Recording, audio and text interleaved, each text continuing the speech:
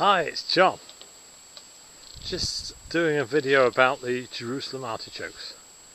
I'm down on the allotment and I put these Jerusalem artichokes in here as a windbreak. So we do get a lot of wind on occasions. We didn't get much in March this year. Didn't get the March winds, but we certainly got them in sort of August and September. Not that I had very much to protect because I didn't get much in the ground down the allotment. I'm on the high def camera. Now down there, that's the tall. They're quite tall down there, about 8 feet. They're red. Got red tubers down there, so they're not fescue. They're slightly different. I've got a big block of them there, and then coming round. Didn't put any on that side because. Well, we don't get the prevailing wind from the east normally. We do get occasional one, but I'm going to leave that now. I'm not going to have Jerusalem artichokes down that side. But here's some around here. I didn't actually get round to digging these up last year, so they'll be all a bit mangled up inside, because they all get a bit twisted if you don't dig them up and replant them each year. So that's those there. These are fescue, did I say? These tall things here, these aren't artichokes, these are cardoons, and they're even taller. They've dried out. Be nice sprayed for Christmas, wouldn't they? Spray them gold. Eh? Spray them gold. Be like the hats on the Russian temples. Now it's the 25th of October today.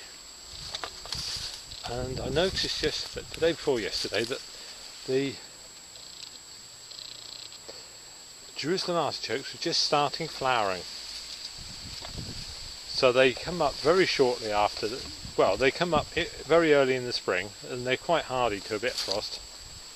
So they've been growing since the end of March. Been waiting all this time, about 8 months.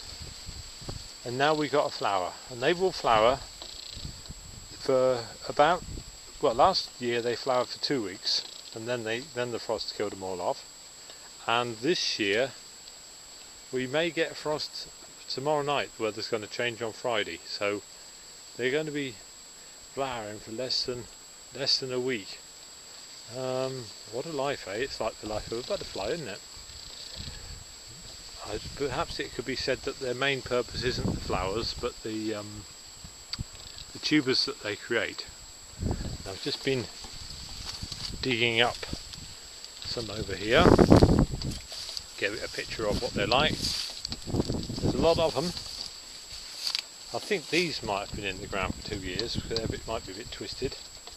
Obviously the previous year's one will sort of die off a bit, but it'll throw up some new ones. And what you can do with these is you make soup out of them, wash them, make soup. You can deep fry them, wash them, deep fry them with your chips, and they go a little bit soggy, but they're nice. You can eat them raw.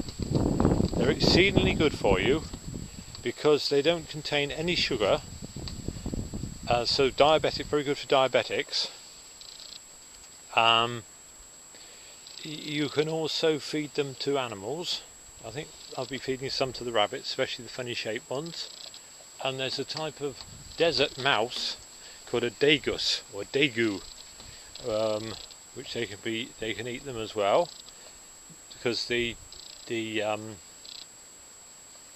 Jerusalem artichoke is the same name as the American sunchoke, so it's the same thing.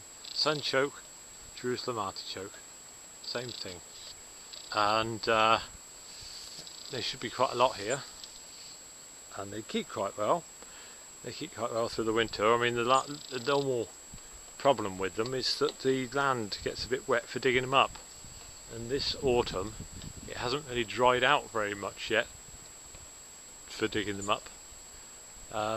They're supposed to have the frost on them before you dig them up, and when we do get these frosted, this will all go black, and the stems will go like sticks. And what I do, I use the sticks. So I put the sticks in back upside down, and then that gives a bit of a wind break again before they get going, you know, when they're substantial size in April. So they give a bit of wind break then with the old stems, and then the stems rot down. And there's some there from last year. There we have it, the Jerusalem artichoke. Thanks for watching. Bye.